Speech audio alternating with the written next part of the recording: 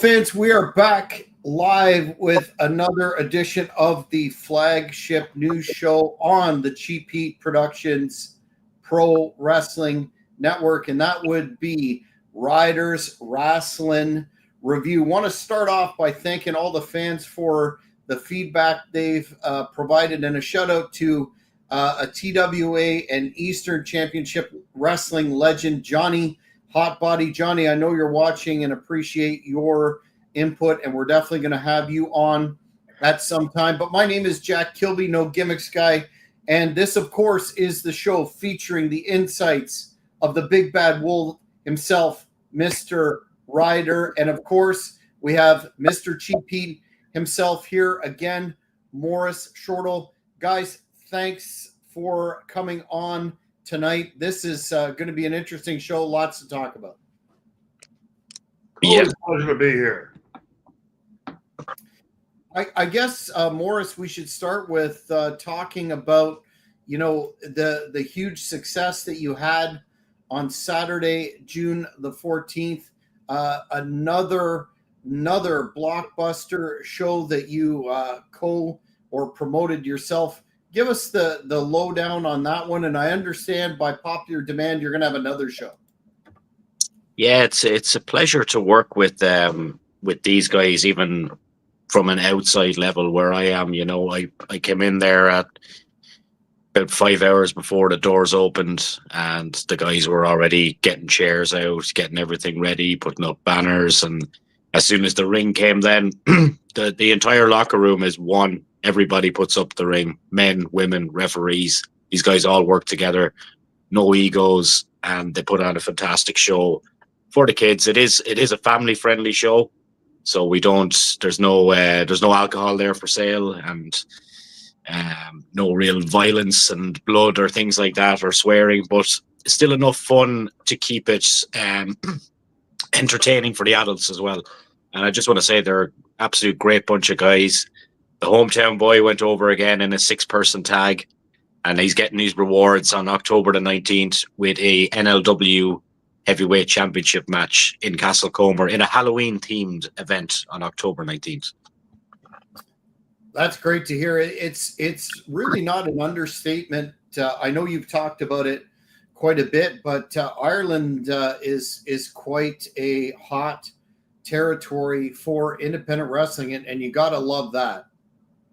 Yeah, it's crazy because the population where I'm from, the town, is only maybe 1,000 people.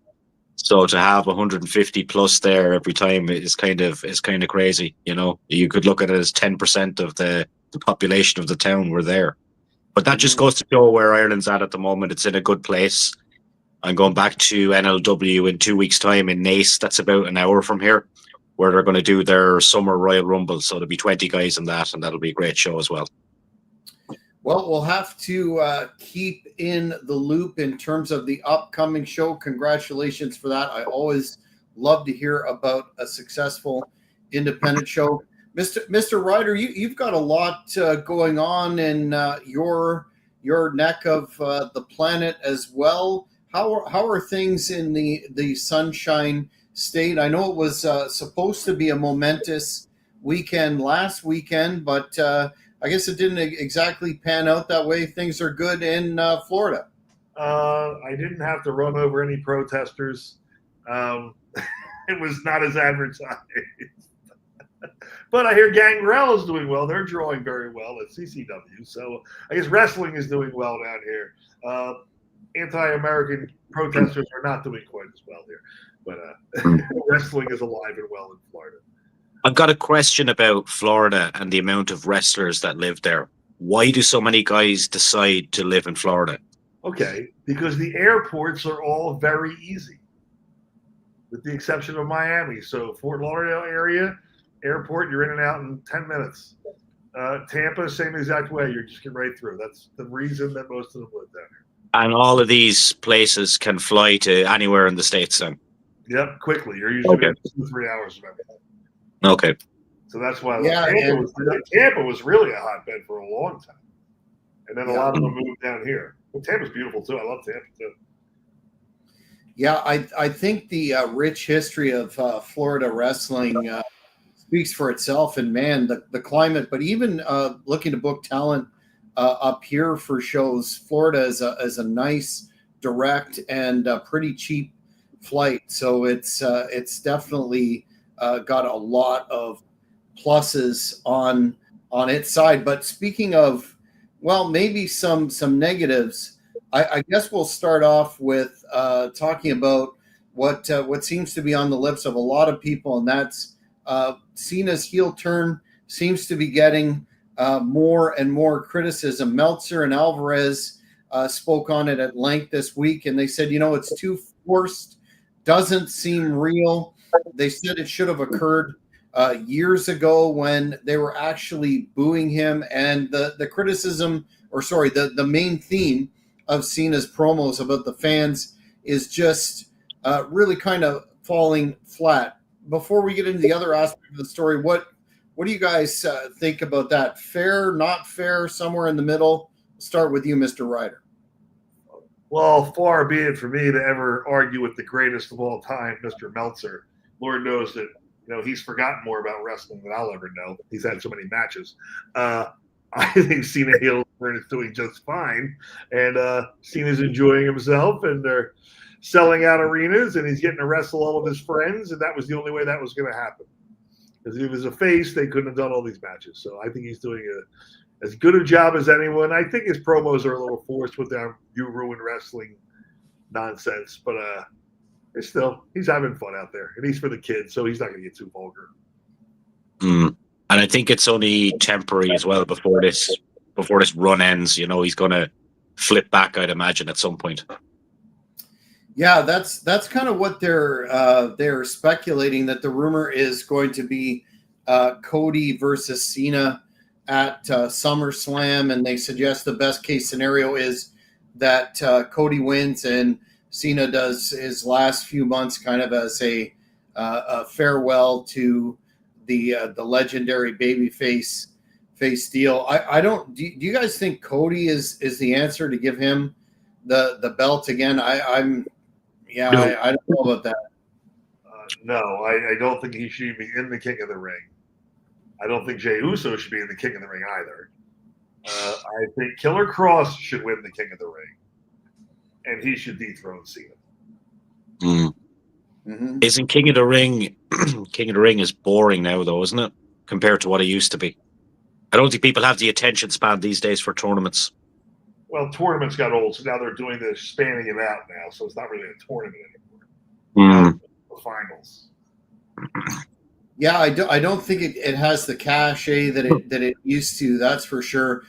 Stephen DeWar is asking which I was going to bring up kind of as an aside, but what did you guys think about Goldberg on Raw last night? Did you catch the at least the clip of that? I guess he's going to be challenging Gunther at the whole Saturday night's main event deal. What are your thoughts on bringing him back? I guess this is going to be his quote unquote last match. Well, you knew he was coming back. I thought it was going to be in Saudi Arabia. I didn't think he was going to be Saturday night's main event. I can't see him going over for the title on that show. Saudi Arabia, I can see Goldberg. I can't see him winning on Saturday night's main event. The word on the street is he wins, and then the set cash-in happens. Mm-hmm. Terrible. Terrible. I don't know, but good for him getting a nice little payday there again. Goldberg gets a lot of hate, and his WCW run was tremendous. Bill Goldberg is one of the nicest guys you've ever had the pleasure of meeting. And anyone that says otherwise is completely full of shit. He was the most respectful, nice guy. I talked to him. He's such a cool guy. My wife called me, and he said hello to my wife. Picked up the phone and talked to my wife. Because my wife said Goldberg's the only wrestler she likes. He said, I thought, hey, how you know? He said, talking for 5 minutes. He's the nicest guy in the world. Good dude. Yeah, I read something about, rapid switches of a title devalues the title, which I generally agree with, but with that particular belt, I don't really think it was ever taken seriously as a legitimate world title. So how can you damage it further? What do you guys feel about that? If there's he wins and then there's a cash in, there's another switch, blah blah blah. Good excitement for the fans. Good TV. Could be good TV. I don't know why they have that belt. Why didn't they just Two shows, the Universal and WWE titles like they had before? I don't know what the new title was, and it's hideously ugly. Like they tried to mix the WCW World Title and the WWE. It's a hideous. It's as ugly as the spinning R belt. They should just use the WCW old belt. They should just bring that one back. Right, just put WWE at the top of it. It doesn't. Whoever designed that, I thought that thing was marketable. Needs their head examined.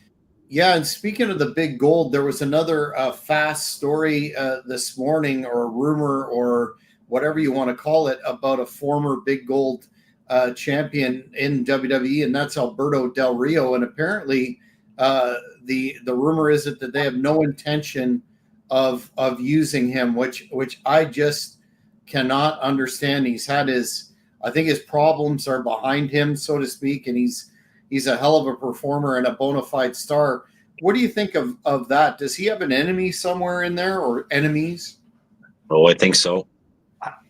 I don't know exactly what he did. I've never heard the stories that were so heinous that WWE will forgive anybody.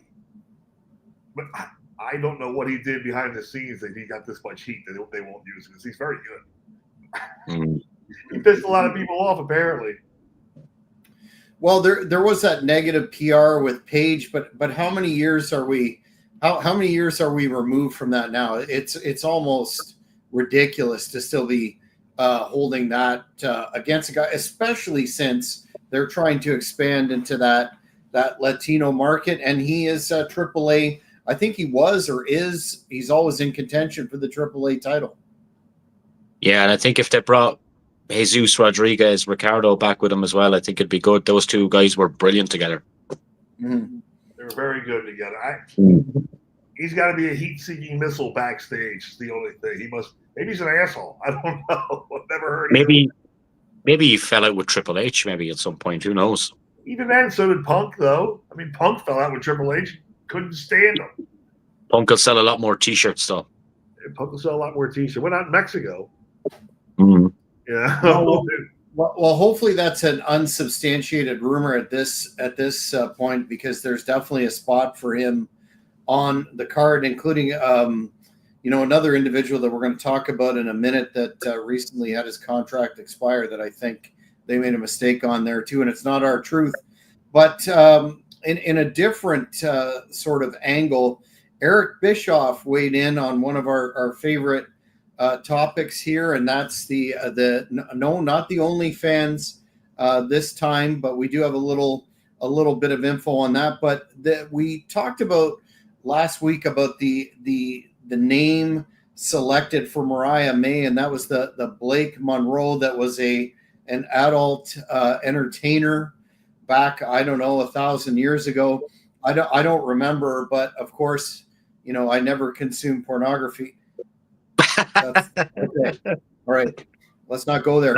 But Eric Bischoff said that it doesn't really even matter anymore in today's culture. And here's the quote: "I think as a culture, speaking about entertainment culture, we've gotten so numb to extreme that's out there. It's just another day in the office anymore." He said, "I don't think it matters at all. I don't think it matters to advertisers, as long as it's driving the audience, as long as it's working from a revenue point of view. I just don't think people care anymore." And he said, yeah, certainly 20 years ago, when I was active in the business, it would have been an issue. Somebody would have had egg on their face, but now it's like, it's funny. Let's just go with that. And we've talked about the double standard apparently with China as well. What personally, what I find the most interesting about this is the fact that nobody could use the Google machine gimmick and have that pop up and go, maybe we should talk about it, but it doesn't sound like it was vetted. It wasn't vetted. They probably came up with it on the fly. My big question is, why is she in NXT and not going straight to the main roster for the Queen of the Ring tournament? What did you say her name is? I'll Google it. Blake Monroe. Blake Monroe. It's an all right name. It's not hateful. You don't have that bookmark, do you, Morris? No. No, I'm having a look now. Blake Monroe. Well, I'll be interested to see what they do.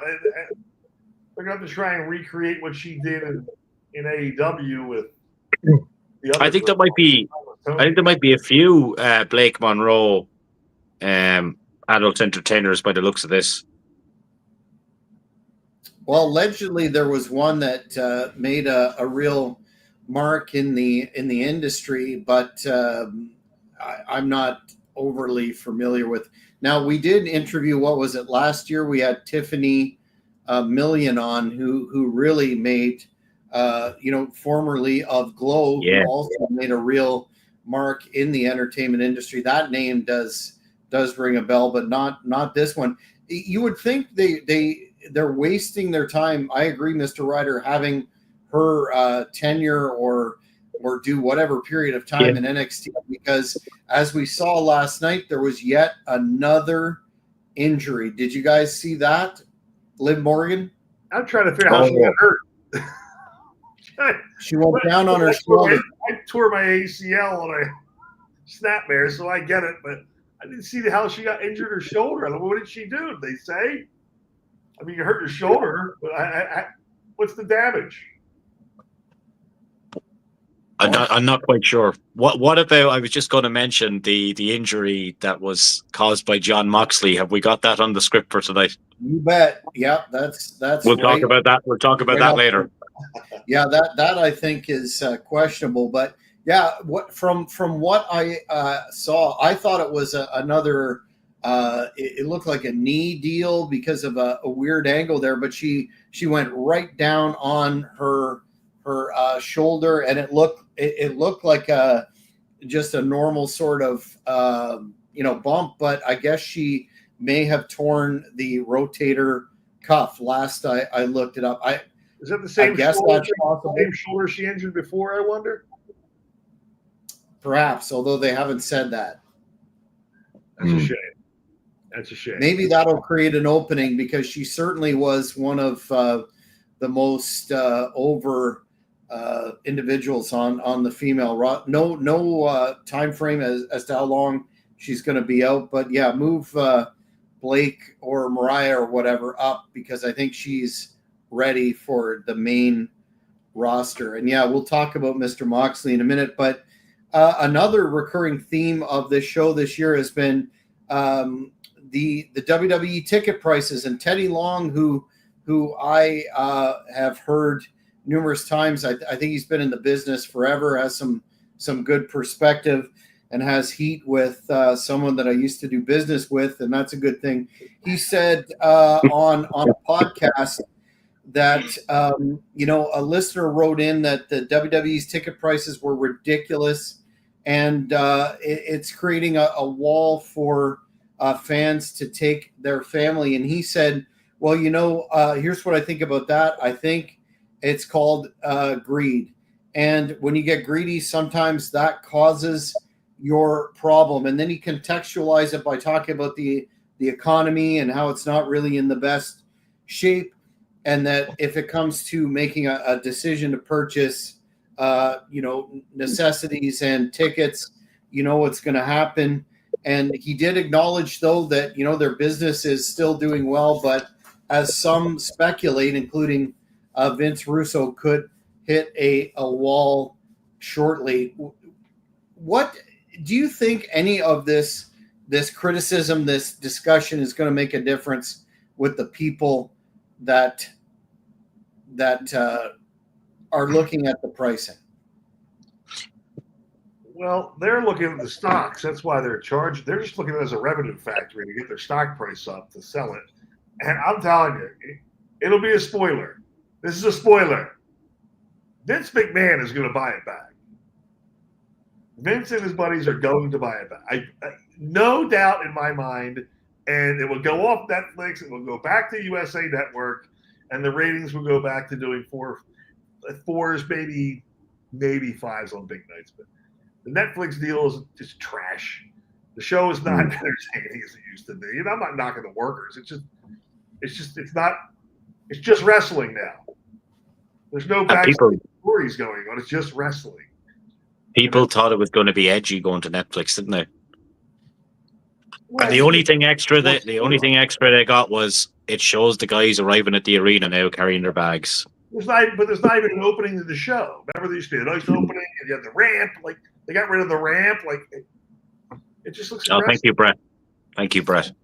Yeah, we have Bret Hart watching the broadcast. He said Goldberg is 0-1 versus Windows.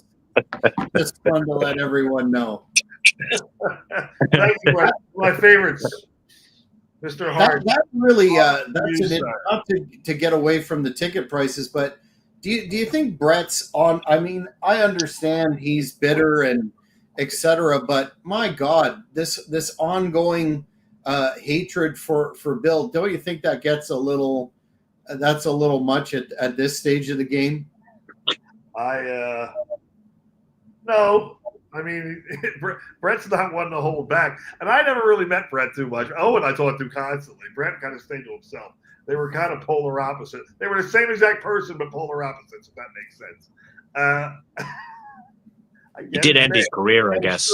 But listen, Nathan Jones kicked me in the head just as bad. I'm not mad at Nathan Jones. Shit happens. Mm-hmm. And I saw the kick. It doesn't look that bad.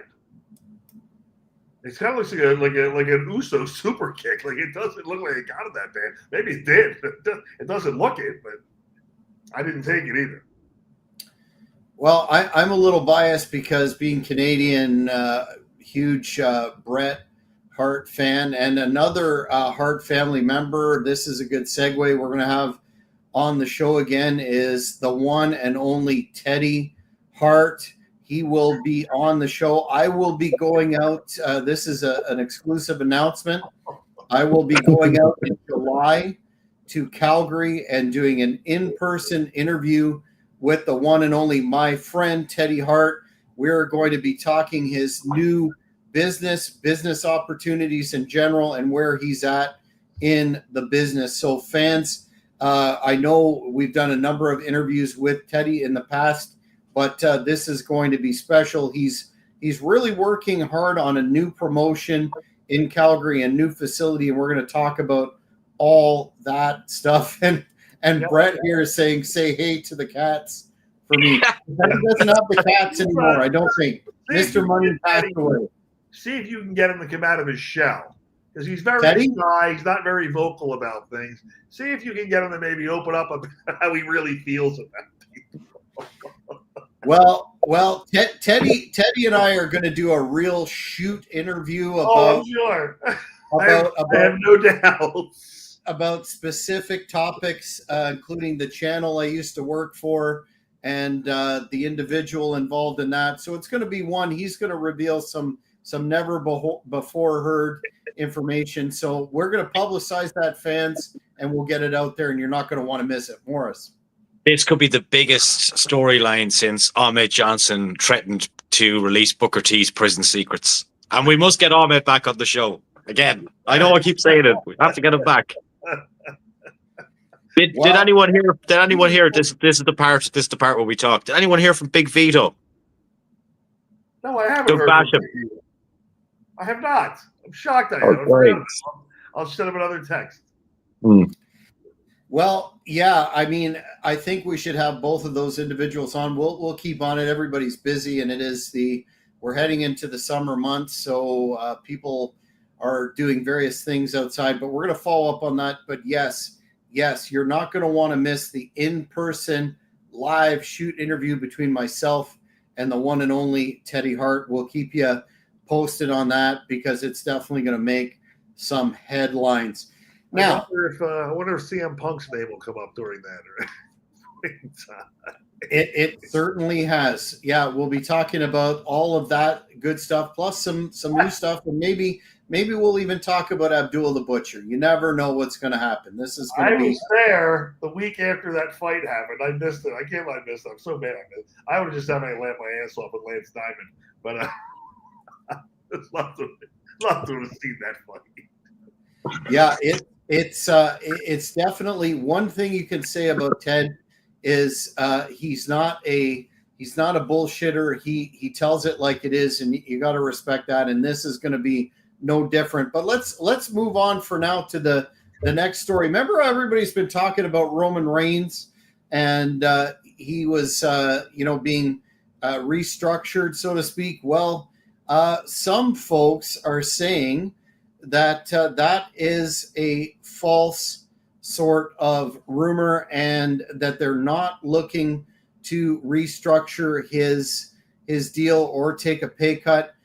Again, Meltzer said that those stories are false, and he indicated, and as I quote, as far as income goes, there are 7 WWE performers earning well over $5 million per year, and 2 others who also may hit that figure this year. Aside from The Rock, the highest paid is Reigns. Whatever stories went around from that Jonathan Coachman, that TKO, from Jonathan Coachman, that TKO asked Reigns to take a pay cut or restructure his deal are false. I would think that would only make sense given the fact that they don't have too many legitimate draws anymore. Would you fellows not agree? Well, he carried the company for 3 years on his back. So, I mean, you can't really go after the guy too hard. He's the most over guy they had, certainly. $15 million, but I think the $15 million that he made, that included appearances and all kinds of other things. That wasn't what he's getting paid by WWE. Yeah, he's been doing some movie stuff, hasn't he? And I think that might include all of his stuff. That wasn't just that. So you look at what does Roman Reigns wear on his feet without fail every single time? Nike runners. How much is that worth? That's got to be in the 15 million as well. That's a good point. I never noticed it. I don't have a foot fetish like Maurice, so I don't. Well, that is true. Myself and Tony Atlas, we go way back. Hey, Tony, I was gonna get Roman Reigns standing on my face. That's my dream. Yeah. That's disturbing. I just got a Where's Sports Keita at? Freaking Atlas. He's the best. But anyway, I digress. He's not making $15 million based on just WWE. No. It's a multiple source. You would think with all the intrusive sponsorships that money wouldn't be a problem to pay their top stars when they have literally an ad everywhere on the canvas and other places. But that's something that some fans are also reacting to. Do you think it takes away from your enjoyment of the product when you look at that canvas and there's 15,000 ads, or is that just a little bit too navel gazing? I think it takes away from the product. I think it really takes away from the product. Vince didn't even have the logo in the middle of the ring to took away. I don't think you should have anything in the ring. The ring is sacred. They shouldn't have sold it. Doesn't really bother me, but I'm kind of used to it now. Well, we'll have to, since we have Bret Hart watching the broadcast, we'll have to get his impression, being an old school wrestling purist. They don't put on SmackDown. True. Mm-hmm. True. Who made them do it? I think it's a bad idea, and it does take. I don't care. It does take away from the look of the match, and I think it makes it look less serious. It really does. It's starting to look like the movie Idiocracy, where everyone's wearing. I'm telling you, they're gonna have wrestlers walking out with freaking logos on them soon. 100%. You're right. Imagine as a Bret Hart. Hey, Bret, you need to wear. You're gonna wear this big freaking Adidas thing in the middle of your shirt from now on. They're our sponsor. Give you the finger and walk the fuck out. No, it's a terrible idea. He'll look like Garth from Wayne's World, covered in Reebok stuff. Yeah, I think they're trying to squeeze too much juice out of the grape, so to speak. Then another area of a lot of discussion this week has been the Jey Uso experience in there, and whether or not that was a the experience was not successful. They're saying that again he dropped the title in order to have Gunther drop it to Goldberg, and I guess Rikishi weighed in on his show and said that it doesn't make sense because Jey is very over, and back in the day, if he was that over, a guy wouldn't have dropped the title. What do you guys think about him as world champion, quote unquote?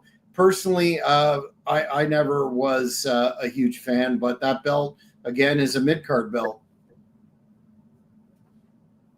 Unfortunately, the belts. I don't even think the belts establishes the Intercontinental title. To be honest with you, but listen, that's Rikishi's son, right? He's upset he lost the belt, and I love Rikishi. He's forgotten more about wrestling than I'll ever know, but I don't hear him bitching about the other twin. What's about this one? You won the world title. Ric Flair had the world title for 17 days one time, didn't he? No points to go get it back. Edge had it. Edge won it from John Cena. King of the Ring had it for 60 days, lost it. It's very common to lose it in 50, 60 days. And there was a time in WWE where they were dropping the belt every few months to get a new champion. You weren't having these really long title runs like they are now. That's a Triple H thing. Because title changes equal freaking ratings. Because people get bored. They want to see something new. And you want to see contenders that can actually win. So when you turn heel, you're actually a viable opponent for the champion. You already beat him. You're already the world champion. You can't just have one guy with the title for 4 years. Then what? He runs out of opponents. Did you, Morris, think that Jey was over that whole audience participation thing that Yeet Yeet was over? Oh, yeah, the entrance was over, but then when he gets to the ring, it's just not the same. I don't know how to describe it. I'm trying to think of a wrestler who had a great entrance, but then when he got to the ring, it was just dead silence a lot of the time. I'm trying to think. I feel like you're passively aggressive attacking me, Maurice. Thanks, pal. No. I would never do anything to offend a man of your size. And I think you pointed out several times, Mr. Ryder, that his work really wasn't up to par with what it should be as a single. I think he had some great moments. I mean, he certainly is over with the Yeet, the whole thing, the whole fan base behind him. But a lot of botches. I mean, I can't criticize the guy for botching, nor as I have. But you're the world champ, bro. You're there for 52 days. That's 52 days longer than everybody else had it. So be happy, move on. But I don't think he's complaining. His father is, right? So yeah, and I think so. And I agree. I think Rikishi should have had the belt at one point. He had a lot of heat. True. I agree with Acers. Get the Usos back together for sure. Yes. There's definitely a market there for that. Morris, you talked about the John Moxley lawsuit, and I'll just give you the preamble and throw to you there. A former production crew contractor filed a lawsuit against John Moxley and AEW over an incident that took place May 10th, 2023 on Dynamite. Basically, he was working the match at ringside with Moxley and Kenny Omega, and claims that Moxley was supposed to take a screwdriver from him, but shoved him hard to the ground in an unplanned moment and suffered injuries from the fall that led to cervical fusion surgery, shoulder surgery, and additional treatment. I saw the clip of that again this morning. I don't know. It didn't look to be that stiff to me. But what are your thoughts on that, guys? I do believe. Go ahead. How hard did he shove him? Not very hard. They got insurance. Yeah. To me though, that the only thing that does say is that it wasn't planned, and he probably shouldn't have shoved the guy. And now he's kind of put AEW in that situation. Now I'm sure the guy is milking it, judging by the video clip. But still, I suppose you can't just be shoving guys and shoving people that ain't wrestlers, you know? Well, if the guy was doing a spot, well, maybe they didn't. Did the guy sign a waiver saying that he was actively participating in the match? He was supposed to hand him the screwdriver, wasn't it, Jack? Or he just grabbed it from him, and then I guess he got a little overzealous and knocked him down. Let's go all the way back to WWF. Every time we walked in the building, we had to sign our waiver that we were an independent contractor. Eventually, after a certain amount of time, they were like, Ryder, you've signed like 400 of these. You don't need them anymore. But a guy in his first, I didn't know if you're handing him a screwdriver. I hit Mark Henry with a magazine one time, like on TV, and that was waiver. So if they didn't sign a waiver, the guy's going to win. Mm-hmm. Yeah, I think probably they're also seeing that, as Acers pointed out, Cocaine Con's got some money, so they're probably looking for a payday there as well. But you're right. If you don't indemnify, what was that? Oh, my Jaguars money. Yeah, if you don't indemnify your people that you have working on the broadcast, then you almost kind of deserve that. But before we get to the last story, I wanted to ask you, Mr. Ryder. I put up some stills of your match in TNA against what were those two dudes called again? The Naturals. The Naturals. The Naturals. They were pretty good.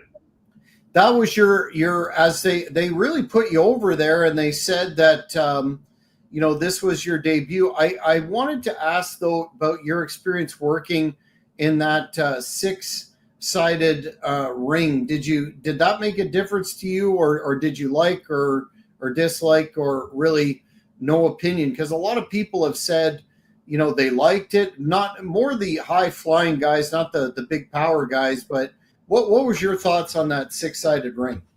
So that was not my debut. My debut was against AJ Styles. That was my return back, and I was going to stay there for a while, but they weren't paying enough money. It wasn't worth my time. But it was great. I really enjoyed it there, and had I stayed, I would have done very, very well there. But I liked the 6-sided ring. I didn't have an issue with it. I don't think the issue was the ropes. The issue was bumping in it. It was very stiff, the way it was designed. I think that's why the guys were upset about it. But a guy of my size, like, I loved it because I didn't have to bump for those guys down there, and you didn't beat yourself up in it. And it wasn't that big. I don't recall it being that big of a ring. I don't know how far it was across the post to post, I should say, but it wasn't that bad. Guys complained about it. I thought it was okay. I wasn't in there long. Terry Taylor wouldn't let me bump. He told the Naturals, Ryder's not bumping for anybody, and that's why I didn't bump in the whole match. I went in, let the other kid get back in, and I was done for the night. But I really enjoyed it. I really enjoyed it. It was a good time. It seemed like that was one of the other questions I was going to ask you. It seems like they really had plans for you, because they when you were coming in, they said, erroneously, but this was your debut, and they really put you over, and then you got to clean house on an act that was obviously being pushed as a contenders to America's Most Wanted. Aside from the money issue, could that have evolved? Like, if you had stayed there and you got a better spot, or was the pay bad, just up and down, except for a few spots? Well, I don't think the pay was bad. It just wasn't what I was making. Like, I'm all about the bit. Brock Lesnar always had this right. I'm either going to make more money or I'm not coming.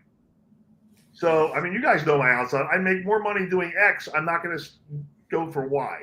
And that's really what the decision was for me not to stay down there. It wasn't because I didn't enjoy myself. I loved it down there. And they didn't want too much of your time. And they're all great with Jeff Jarrett. I get along great with Jarrett. He's a good dude. But it wasn't going to be financially worth my time. Had they made me a bigger offer, absolutely. Hand to God, I would have been the TNA World Champion. There's zero doubt in my mind. Had I stayed. Mm-hmm. For sure. Your partner in that, man, he was kind of impressive too. He was pretty good, right? McChesney, what happened to him? I've never seen him before or since. Never seen him before or since. I think I talked to him one time. It might have been years later. I think he reached out to you. I have no idea what happened to him. So if he's watching, We'll find him. Come on our show. We'll find him. We'll find him. He's in Ireland. He's going to be performing live in Ireland in October on the Halloween Havoc show. The announcers, Borash, said that he had quite an impressive match with Sabu. So I think they probably, you had a good Diesel Shawn Michaels deal going there. They could have done something with you guys. The kid could go. The kid could definitely go. He was good, very good. And the Naturals could go. I like the Naturals very much. They're respectful. They're good guys. Chase Stevens and I forget the other guy's name. Andy Douglas. Chase is all jacked up now. I think he's like 220. He's only like 5'6" or something. He's a refreshment. Yeah. I did interview him, and he was a very, very nice individual. But for your partner, McChesney, if you're watching, please reach out because we'd love to have you on the show and talk about your career. Before we get into the last story, we got another input from Acers. He's saying R-Truth beats John Cena on SmackDown, setting up triple threat match at Night of Champions with Cena pinning R-Truth to retain the championship, setting up Cody Rhodes rematch for SummerSlam. That sounds pretty plausible. It's not hateful. Cena's keeping that title till his last day there. So you think he's going over Cody? If he even wrestles Cody.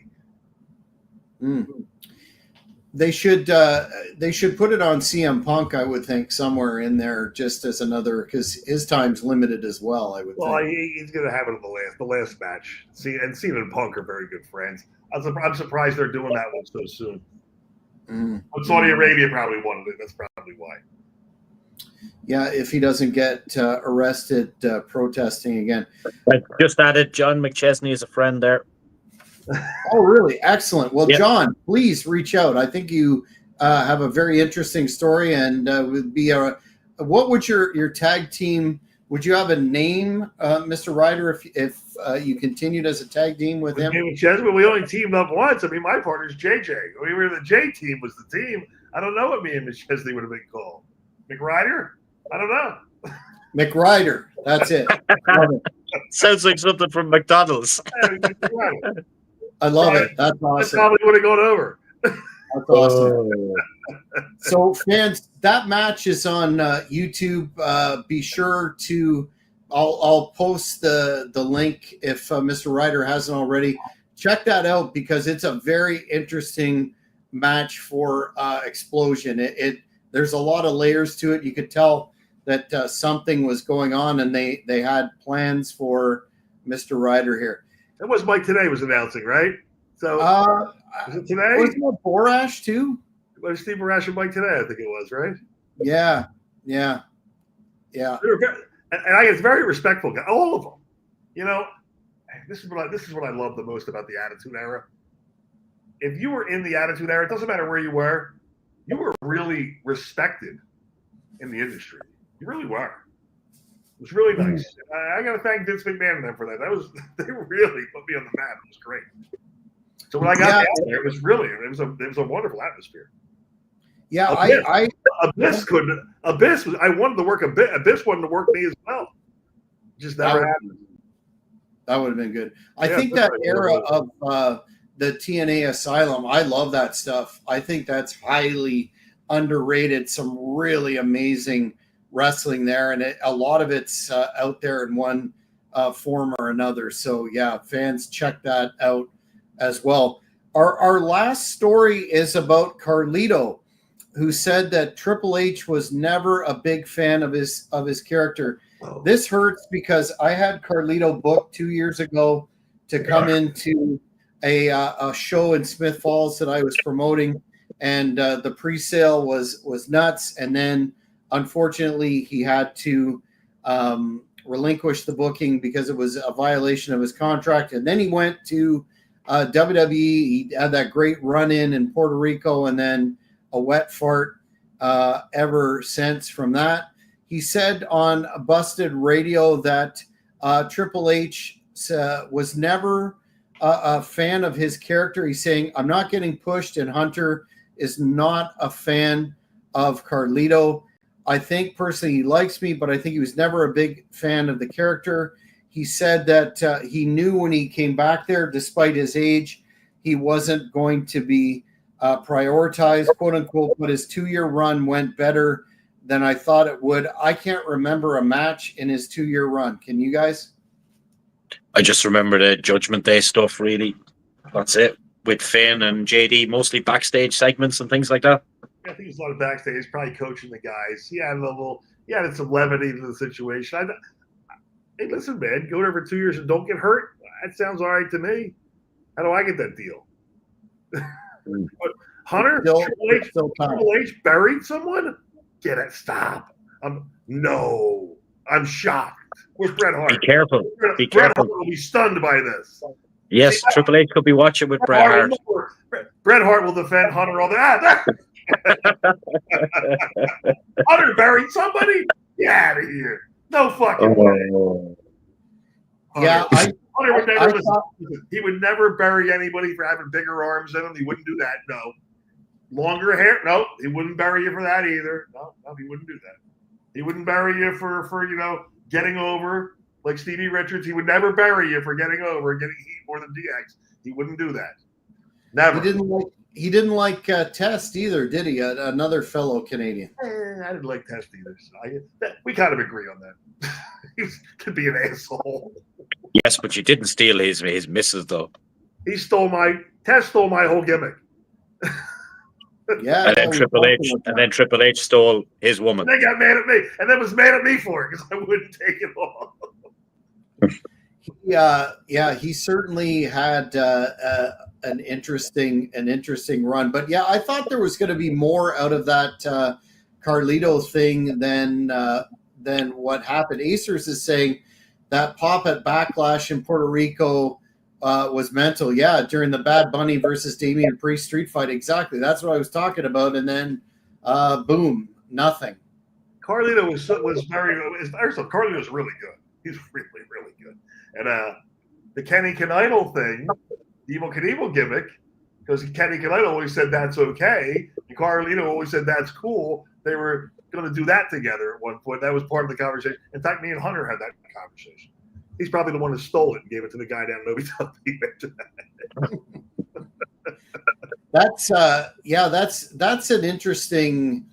That's an interesting topic that a lot of folks, now that Hunter is relatively still beloved by the internet wrestling community, all the criticism that he used to receive for burying people, that seems to have kind of gone by the wayside. You're giving the thumbs down, Morris. Yes, he still gets a free pass every week.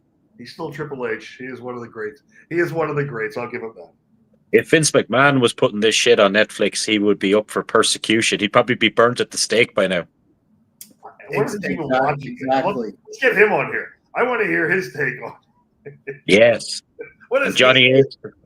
Johnny Ace, if you're watching. He doesn't.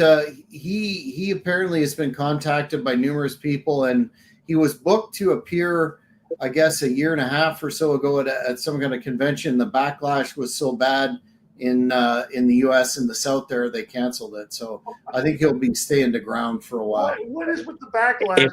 I don't understand. If somebody took him for like a theater stage show, a tell-all show, you would sell tickets 100%. Absolutely, but maybe he's. I think he lives up in West Palm Beach, so I'll just find out where he drinks. I'll walk in, just sit down next to him one of these days. Tell him we have a business proposition for him. He's a funny son. Yeah. He's a funny guy. Very funny guy. Sounds like he's going to be in witness protection, though. Do you know Bushwhacker? Do you know Bushwhacker Luke, Mr. Ryder? Yeah, well, I know both the Bushwhackers. The non-straight Bushwhacker molested me in the middle of a match by shoving his hand on the front of my pants and body slamming me one time. He thought that. Well, there's one of them. One of them has passed away now. Which one's? I think Butch is alive, right? Butch is the. No. Butch passed, and Luke is still. Okay, so Luke is the rainbow flag waving Bushwhacker. But Luke knows Johnny Ace. Luke knows Johnny Ace. Luke knows Johnny. Yeah. Take from that what you will. Acers is saying August SmackDown returning to 2 hours. Thank God, 3 hours is far too long. I agree with that as well, for sure. Acers, I know that you're based in Ireland. I have it on good authority. There's going to be some Irish talent getting dark matches at the Tree Arena on the 22nd of August over here. Which you're going to be at. Yeah. That'll be a big deal. You'll have to file some reports as to how that goes down. Is it sold out yet? I don't think so. No, I think they've actually reduced some of the ticket prices over here, from what I was told. Do you know when is that show? It's not till August, so they wouldn't be booked yet. Well, they could be booked by now. August 22nd. If you find out who is booked for dark matches, I would be more than happy to give them a pep talk prior to going, so they don't come out of the locker room. Mm-hmm. So they don't pull a tie street and get their collarbone broken by the headbangers. That will be valued advice. But guys, that's it for this week.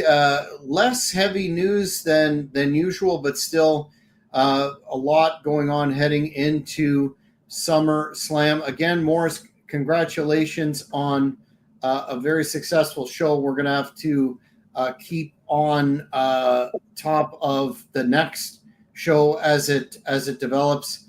And Mr. Ryder, you always have a ton of things going on. What's on your agenda for this week besides making money and helping the economy down there? Well, this week, listen, I love to make money. This week has not been so much of making money as in losing money, because a certain country decided to attack another country, and now no one wants to spend any money. So it's kind of hard to get people to call you when they're worried about what's going on over there. So that's been my week, is putting that fire out so people are confident they can still spend their money and get their houses fixed. But other than that, that's what I'm doing this week. I don't have a whole lot on my plate right now. I'm chilling out for a month. Well, you've certainly earned it, and let's hope that the situation in the world calms down. In the meantime, a programming note: if you're watching this on the 17th, on Friday at 4 p.m. Eastern Standard Time, I'll be having on the legendary man Dan Spivey, who is promoting his upcoming book, Dangerous Truth. Really looking forward to that. StreamYard crapped out last week when we were going to do it, but hopefully there won't be a repetition of that, because that's going to be a heck of an interview. And then on Sunday at 5 p.m. Eastern Standard Time, the legendary ECW original Kid Cash will be on the Cheap Heat Productions podcast. So a lot of stuff going on. Mr. Ryder, did you ever have any dealings with Dan, the left-hand man, as he's called down there? Spivey? I have not had the pleasure to meet Dan Spivey, but he is one of my idols. I've always looked up to him. I've always loved his work. I thought his best work was Waylon Mercy. Mm-hmm. I love Waylon Mercy, which was the original Bray Wyatt idea from Vince. Mm-hmm. And he started it. He was doing it as the Cape Fear character. Spivey's the man. I mean, the Undertaker will tell you that. Spivey is the man. Mm-hmm. I enjoyed his tag team work with Sid, and then the Undertaker's The Skyscrapers.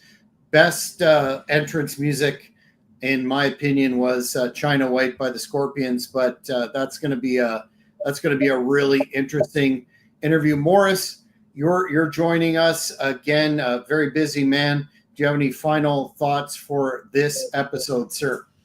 Yes, I've just located some SmackDown tickets, and the lowest priced is €686, and the most expensive is $1,265.10. That will get you in the fourth row.